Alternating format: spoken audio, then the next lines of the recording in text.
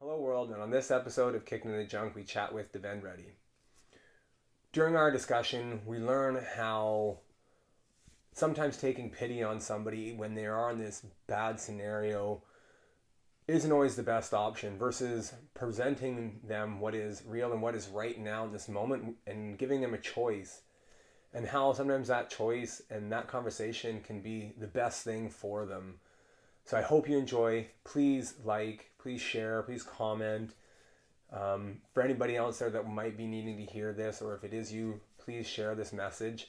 And if you're at a moment in your life right now where you are looking to move forward and you're trying to accomplish some things that you're not sure how, or you're needing some guidance in your life, I would strongly encourage you to check out lifepurposely.ca. I know they'd love to help you out there and love to hear from you. Even just to sit with you for 30 minutes, no charge, just to chat and to see if there's anything they can do to help. So I hope you enjoy this episode, and please, again, like, share, and we'll chat soon. All right, Davend, so thanks for hanging out here. I appreciate you being here, and thanks for coming. So Thanks for having me here. Yeah. I like this. I like the whole setup. I like everything you got going on here, and getting everybody's story out there. That's fucking awesome. Why not? Yeah. So what was your kicked in the junk moment? My kicked in the junk moment would have been 2017. I had an AVM bleed. Okay. So what that is just a cluster of blood vessels in your brain. Some people can have it their whole lives and nothing ever go wrong. Right. Unfortunately for me, I drew that lucky card and it went wrong. No way. Yeah. So does it burst? Is that what happened? So we don't know why or how. I personally don't know why or how. Mm-hmm. But yeah, it's always, you can have it throughout your life, and it's always pumping, and it's harder to pump blood through things that are just tangled all together. Sure. So sometimes when I was younger, I would get hard migraines or something. Oh. But that one particular day, like, I honestly knew something was up. Something was wrong. Okay. It was actually the day after our one of the festivals here in Kelowna. Okay. So we had a big night before it, and I thought it was that. Okay, yeah, So yeah, that's fair. I was playing football with all my buddies. That had nothing to do with it, but we were playing football, having fun, and I started feeling that come along, and decided to take a knee, and it just kept getting progressively worse and worse and worse. So really, but yeah. So what happens is it's trying to pump blood, and obviously it can't. And I guess in that particular instance, it was pumping so much that one of the arteries just ruptured and it started to bleed into my brain. So an artery in your brain ruptured after a night of. So not that it was related, but you're in your mid-20s? Yes. At the time, mid-20s at the time, you're playing football, so you're active. Yeah. Life is good. Life is great, yeah. Right, you're partying, doing just being you. Being me, yeah. Having a good time. Vessel goes. Yeah. Oh my God. So let's talk about that event. What happened? Like, what do you remember? I remember everything about the whole thing. Like, I don't have little bits, and there's obviously a little bit of the scenario that when they gave me some good medication, I don't remember that aspect of it. Sure. But the whole point, or the whole part of playing football, feeling it come on, the moment it came on, going inside, like, I was fully aware of, like, what I needed to do. And like you said, I was playing luckily with all my friends, right? So I took a knee, and it was getting worse and worse and worse, and I decided to get up. This happened at Parkinson Rec. So I decided to get up to walk around, just to walk it off, kind of thing. That's, I don't know, everyone nowadays walk it off. They just walk it off. So I wanted some dirt on it. Oh, that makes sense. Yeah. I wanted to try to walk it off, and immediately I was like just wobbly. Whoa. So I made it to like a tree, and I was like bracing this tree, and things really. I think it was just me getting up, right, from the kneeling position to the standing position. Everything just got 10 times worse. It was already pretty bad. Whoa. So I was holding on to the tree. I was getting dizzy and yada, yada, yada. And before I knew it, like, I was laying on the ground and my buddies were all around me like, hey man, you all good? Like, what's going on? Yeah. And I don't know if you're allowed to say names on this, or I'll say TR Yeah. was there. Oh, I was like, hey man, buddy. take my jersey off, my cleats, take everything off. Like, I need to, like, I'm overheating right now too. Oh. Okay. Yeah. So I mean, we took the cleats off, we took the jersey off, we took socks off. Like, Yeah. I was like, there's nothing helping me. He was trying to give me water, and I wouldn't drink water or anything like that. Right. And I found solace in, like, closing my eyes. Because that's, like, my still. If I opened it, it was just, everything was spinning. Oh. So I found it. I was just, like, laying there for, like, I don't know. It must have been, like, 10, 20 minutes. Just laying there, like, something's up, something's up, something's up. So what type of emotions... So you couldn't move? Like, you couldn't... Like, moving hurt kind of thing? Well, so at that stage, I could move around. I was just dizzy. Right. And I'm not mechanically, or not, like, medically knowledgeable. Like, Sure. I equated all this to having a great night beforehand. Right. Yeah. I thought that was all this was. One too many beers, one too many shots. We were at hopscotch, and there's like, it was a good night beforehand. Yeah. So, sure. and then going right to playing football, I was like, okay, I need something. Anybody else would have thought the same thing, of course. So, I had a group of friends take me to my truck because I couldn't walk on my own, which was strange. And I found myself, just vomiting a few times. Oh. And, like, so from the tree to my truck was only about 50 yards. It wasn't far. Yeah. But it was still, like, I vomited like 4 or 5 times on that trip. Whoa. And one of my buddies was with me that night before, and I could smell the night before on him. Oh. I was like, this is not making it any better. Yeah. So we get into my truck. I refer to some of these people throughout the story as, like, my lifesavers. Okay. So first lifesaver comes along. We'll give her the initials of KR. You can give them names. I would say if it's good things, you can give them names. Okay, good things. That was Katie. Katie Roberts. Okay. She was the one driving my truck at the time. Right. So, I'm laying in the back seat. I told her, I was like, hey, you know what? Just take me home. I need to go sleep. I need to go rest this off. Because once again, walk it off, go sleep it off, or do something, right? So I guess I lived on the west side at this point. Yeah. So you drive across the bridge. But I guess just not even towards, like, getting close to the bridge. I was kind of making noises, like moaning and groaning and stuff, like on every turn, laying down. Sure. So luckily, I don't know what happened with her, but she was like, I need to get this kid to the hospital. Wow. So she just something. It was just like, it was a full blown, we're taking you home. Yeah, you're good. Well, you'll be home soon. Yeah. Open the door, I'm at the hospital. I was like, oh, cool. So my other lifesaver, Dusty Warwa, he was there. He had my wallet, everything. He helped me out of the truck. Yeah. Yada, yada, yada. They put me in a wheelchair, and I thought I was like, man, I can do this. Yeah, come on. I'll be fine. But like, no, just get there, blah, blah. So we did the whole check-in, yada, yada, yada. And I'm sitting in the corner, and once again, kind of moaning, groaning, and spitting and stuff. At this point, I had no fluids in me. Oh. Because I just wouldn't take water. Yeah. So the lady was like, what's going on? She's like, oh, I still could talk. So I said, hey, I had a big night. I just need a drip or something like that. I need to get something back in me. Sure. So she's giving me the drip, and I'm still sitting in the corner, but I'm still kind of like moaning, groaning, waving from side to side. It's not getting, nothing's getting better.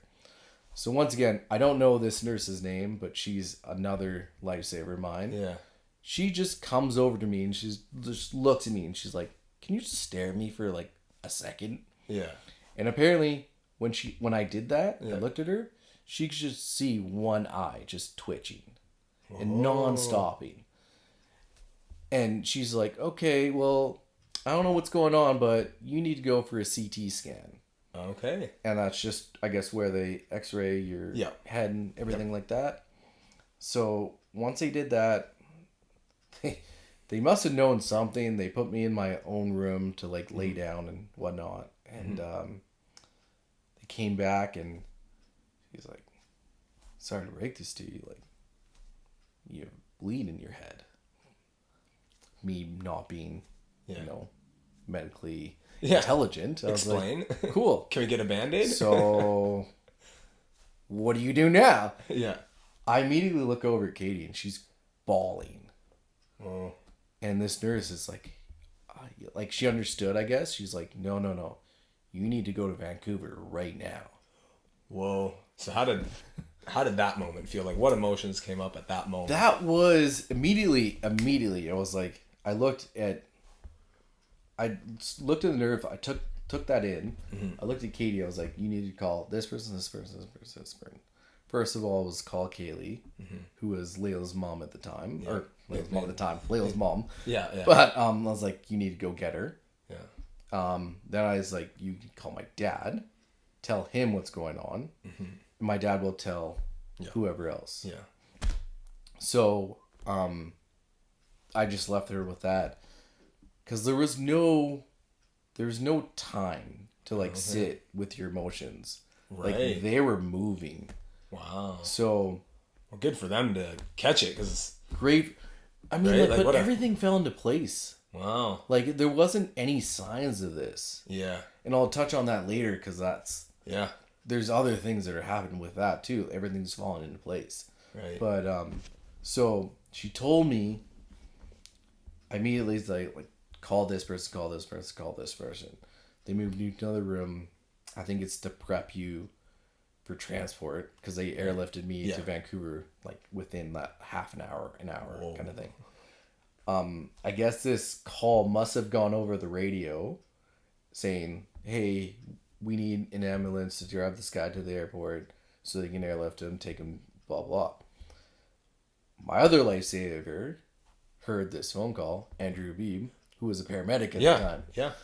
He heard that, stopped what he was doing, changed his shift. I'm taking this guy because that's my buddy. Yeah. Wow. So I got goosebumps. That's... Yeah. Like, so once again, he was just happened to be working. And this is sunny morning at like 10 o'clock. Yeah. Yeah. This is just, he was like half out with me last night. Yeah. But like he left at like a decent hour, like a normal good person. Yeah. But he heard it. They came, they prepped me.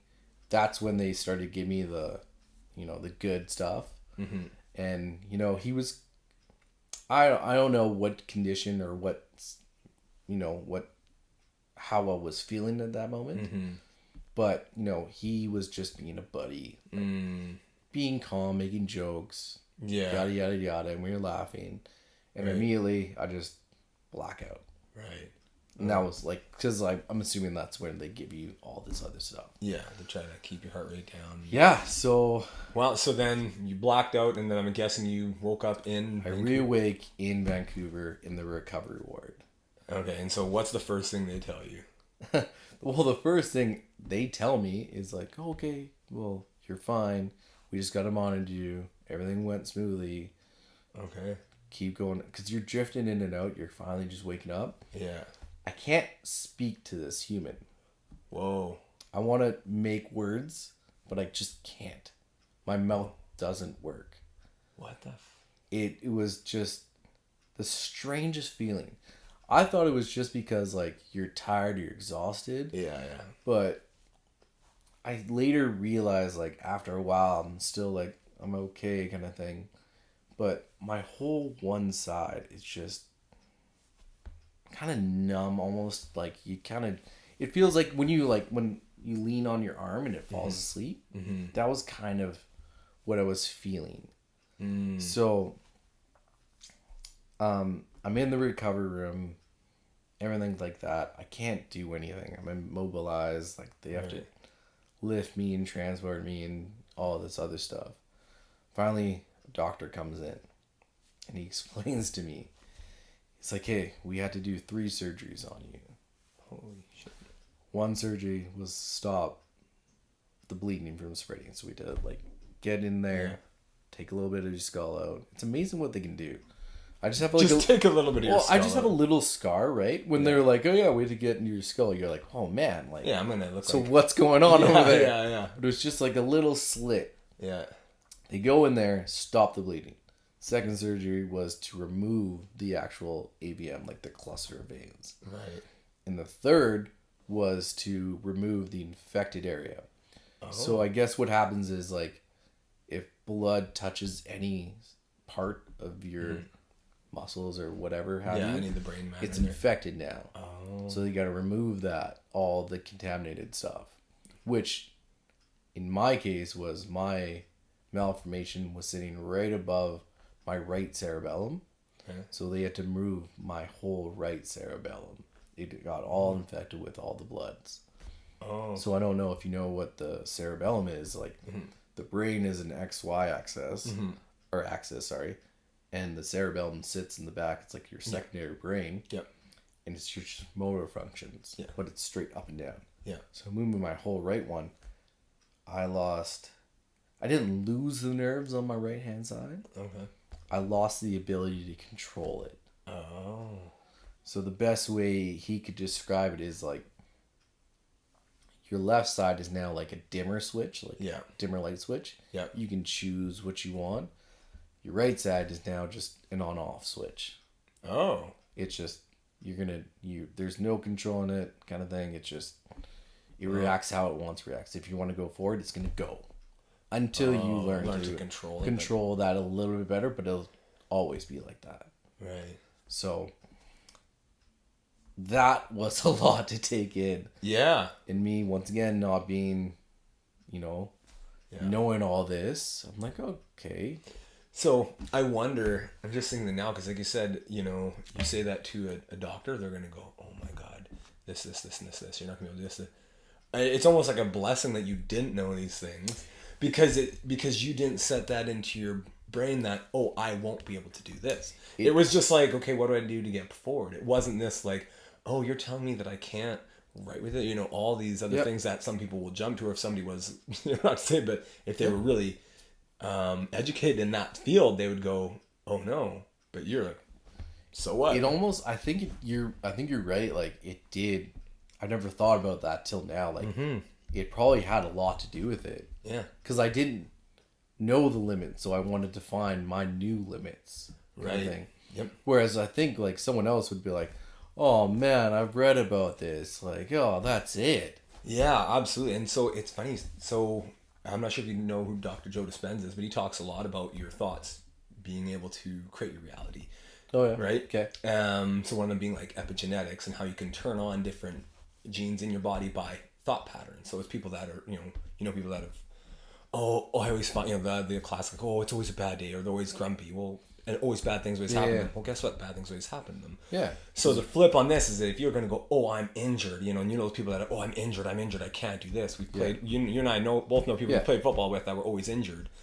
Are you injured or hurt? Well, yeah, but they're always injured, and so your body will put you in a position to do that. So it almost was a blessing because it didn't mean anything to you. It was like, so what? Yeah. Now what do I do? Well, that was the thing. I was like, okay, so when do I go back to Kelowna and play football? Do what I do normally, right? So I must have spent a good 2-3 days in that like whole recovery aspect of them like moving me around and stuff. But I thought it was them like, because I never tried to do things on my own. Right. I just thought it was like protocol that I had to let them like move me, or else I'm gonna shift something or ruin something. Yeah, especially with brain stuff. I wouldn't mess around. Yeah, I'm like, okay, well at this point too, like I had a stint and stuff in my like groin area. I had pins and needles and stuff like all in my arms and stuff. Wow. So I never wanted to like roll to loosen these guys, right? Yeah. So anyways, knowing after like 2 days, and like it was terrible too, because there was some things I was actually allowed to do they would help me into the chair and then go to the bathroom. Mm-hmm. And like, you can go to the bathroom, but like, you can't do what's left. You know what I mean? Like, you can't do what you're supposed to do in the bathroom. Can't wipe, can't do any of that. No, you gotta ring a bell and be like, hey, I'm done. Yeah. And I didn't want to do that. I was like trying so hard. Yeah. But at that point, I guess you're so disoriented. So like, you go to lean a little bit and you feel like you're gonna fall. Oh. So like, I remember the first time I was in the bathroom, I must have waited like half an hour before I rang that bell. Because you were trying. I didn't want to ring it. Yeah. I tried. I would wait a little bit, like, hey, you know, you got this. You got this. You can do this. Keep trying. Like, okay, that didn't work. Okay, try this way. Try this. Wow. Yeah, that's a low. And I rang it, and I guess the nurse, she knew. Mm-hmm. She must have been through this a million times. Mm-hmm. She's like, I understand. I was waiting. I wanted you to try to figure it out yourself, but that's why we have this here. That's why I'm here, kind of thing. Yeah. And it's kind of one of those, you just got to bite it and just go for it, kind of thing. That's what you do. Yeah, no. So that's tough. It was bit of hit on the ego, bit on the pride. Nah. Having someone else take care of you like that is just, it's something else. Yeah. It's very humbling. Right. It takes you from whatever you thought you were to a whole different level. So so clearly you had your lifesavers. I mean, thank God for them. And you had that nurse in Kelowna Hospital. Who else did you lean on during this process? The whole time I leaned,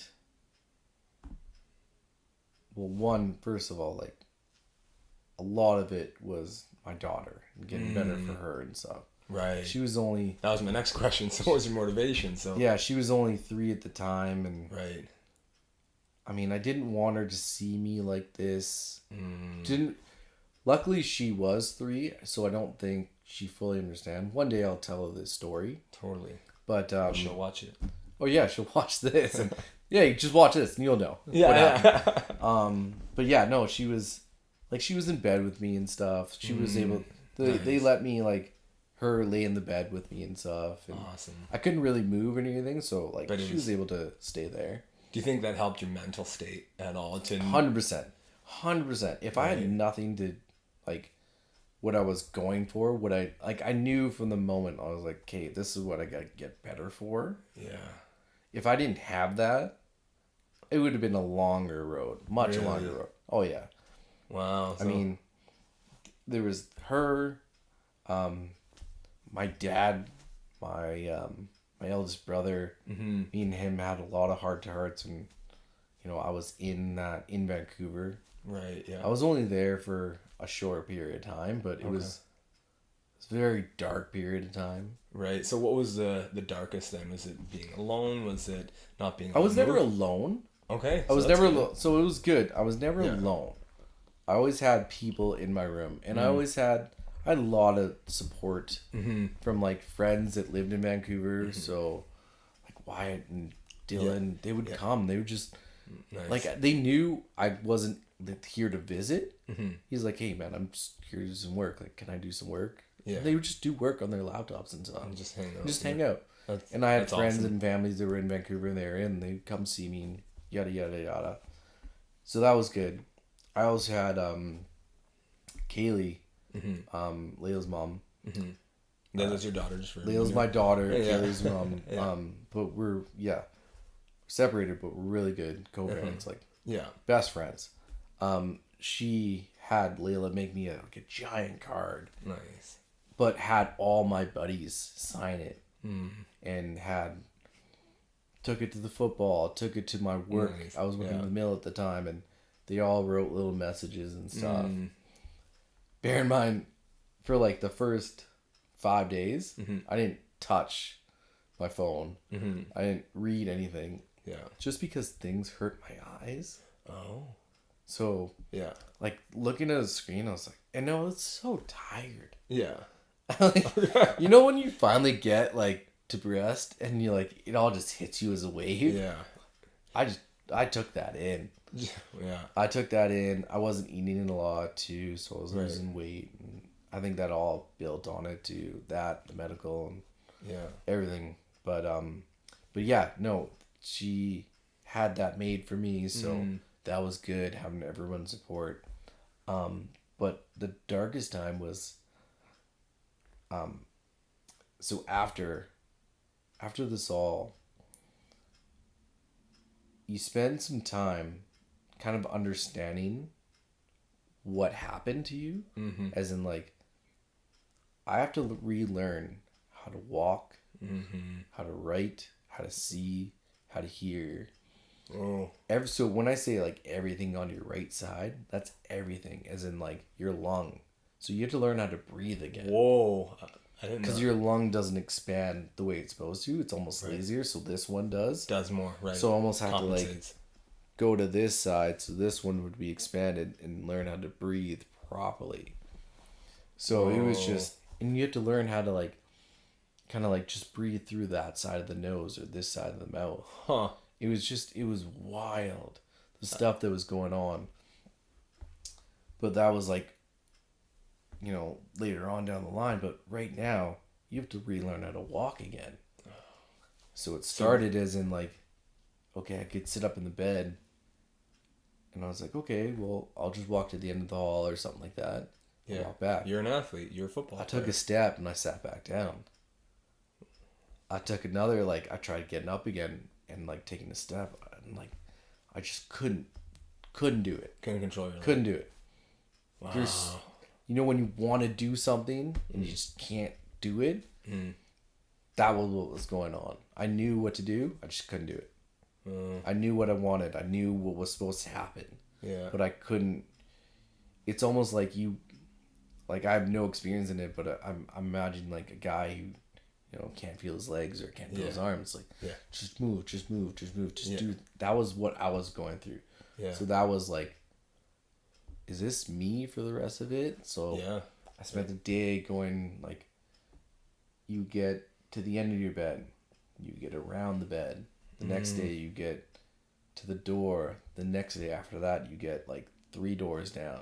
The next day you go. So you did progress quickly. I did progress. Right. But in my head too, but it's just in my head, that's so slow. Yeah, you're running 3 days before. I was just running. I was just running playing. with speed, and you had speed. I You didn't jump. You're an athletic. think you can about move, it. Yeah. Of course. And then, so Right. I one of the darkest things was when, after all that, I got the wheelchair back, and I knew what it was for. And White and those guys like pushed me around and stuff. Yeah. And I mean, like, as fun as it is, you're like, I'm in a wheelchair. Yeah.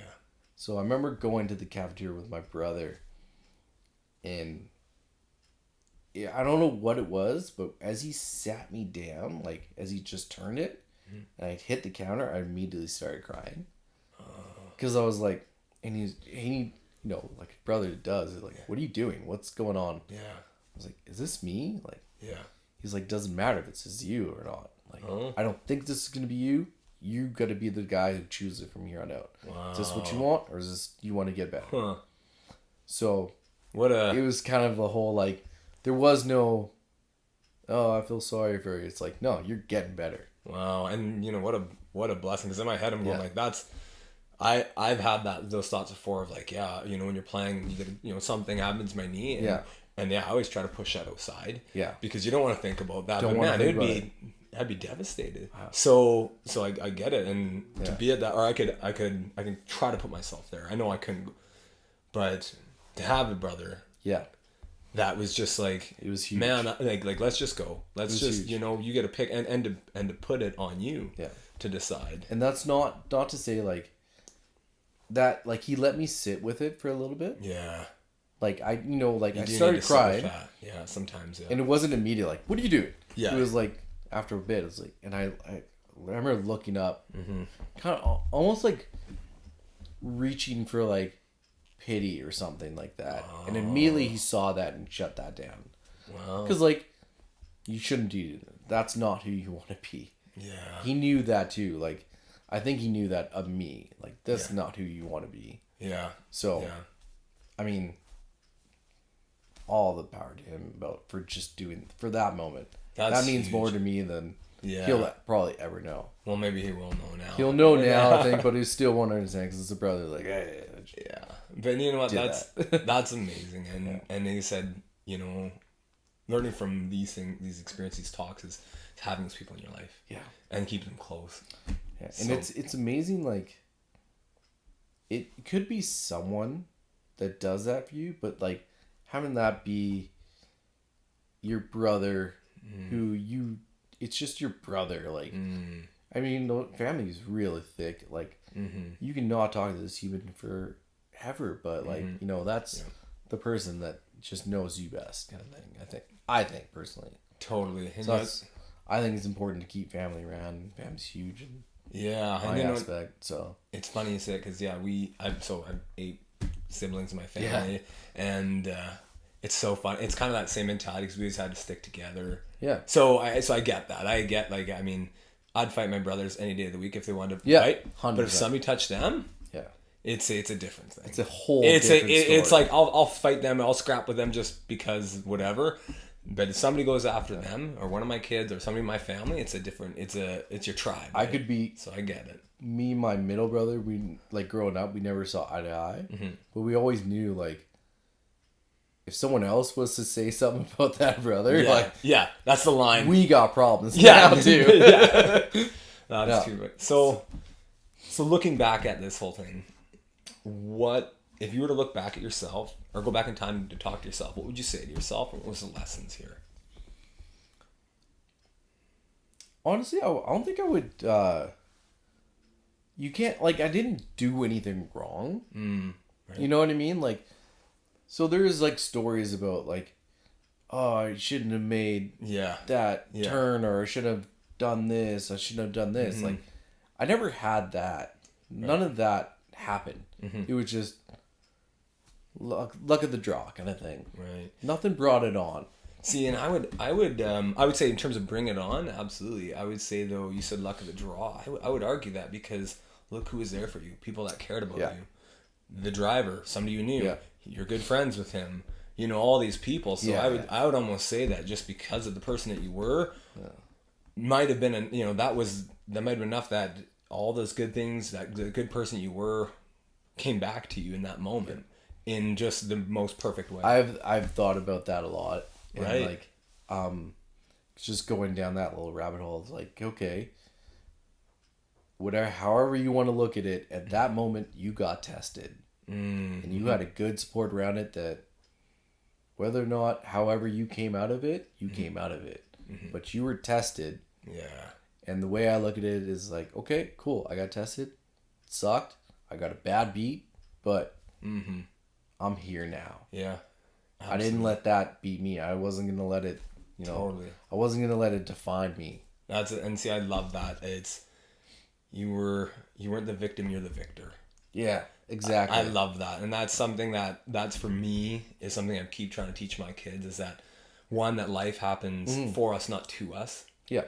And that no matter what this outcome, no matter what comes your way, you can overcome it. You can be better from it. So I guess my last question would be, what would be the lesson for your daughter, or if you're, for other people that are out there that are in a similar spot, what would be the lesson for them? What do you think would be your... No matter what, I always tell my little one, I was like, you're gonna get, like I said, you're gonna get bad beats. You're gonna have, something's gonna go wrong.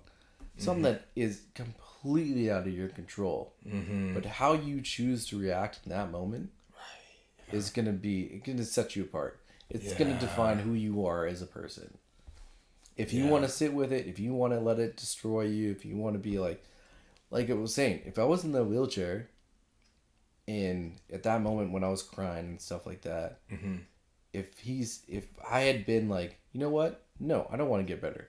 This is who I am now. Yeah. I'd be still in a chair. Or I would have just figured it out how to do the chair thing, but like, I would have been like, I'm not going to walk again. I'm not going to do this again. Or even just questioning it. Yeah. Even think about how much longer it took if you were questioning it or doubting it or not sure. Versus, at that moment you're like, you know what, you're right.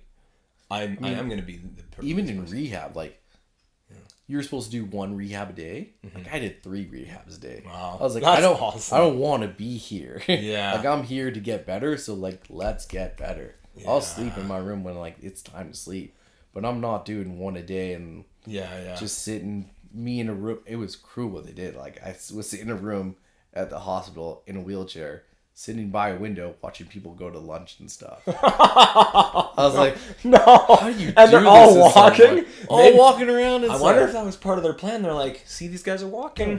Well, maybe they It's up just to thought you. like me as like, hey, how about you get this window room? Yeah, just to see all these people walk. Yeah. Maybe it was motivation. No? It was good. Well, good for them then. They did Yeah. it. They did it correctly. It's It was funny too.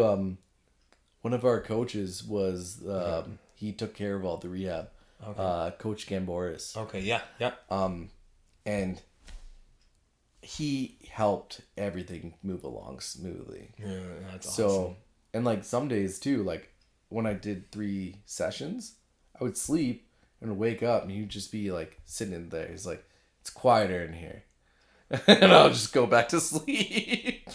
Cause like it's good having good people around. Right, and I see, and that's what I'm kind of getting from this is that, is exactly that. It's, if you, I tell this to my daughter lots because she's 12 and full of attitude, and I love her to death, but some days you're like, really? Like, you're going to be that kind of person, and think if you were the person that was negative all the time. If you were the person, because I've known you for a while, I've never once been like, oh, Davend, like, oh man, like I don't want to talk to him. I don't want to say hi to him. I don't want to look at it. Yeah. You know what I mean? Like, imagine if that was you. You know, not to say these people might not have been there for you, but you know, the system still would have been there, but maybe it might have been a different outcome. I mean, there's guys that I wouldn't have like in my wildest dream expected to come visit me. Yeah. But there's this one guy named Dima, and he had just launched his like training stuff, and he'd heard about it, and he came to visit me. He's like, I brought you bands, resistant bands, all this stuff to help you like get better. That's It's awesome. like, man, I need this. Like, thank you. That's awesome. And like that was just beyond, right? So, I mean, it does. It really it pays dividends of like how you treat people. It may not be today, it may not be tomorrow, but one day you're gonna need this person, whether you like it or not. Yeah.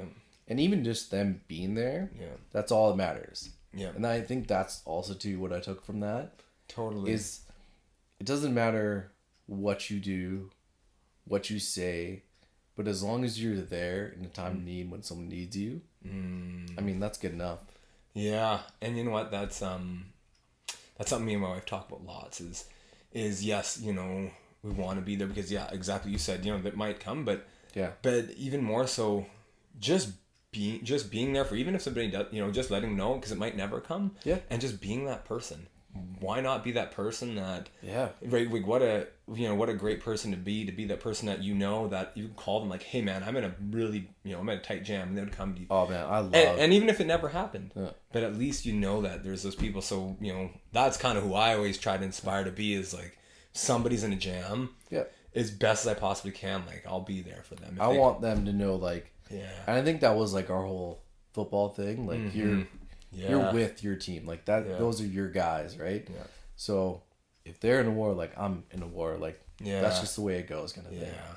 So if I'm down, you're down, but we're gonna together do this again. So I think that was the whole sports background that did that for us. Totally. What a great thing.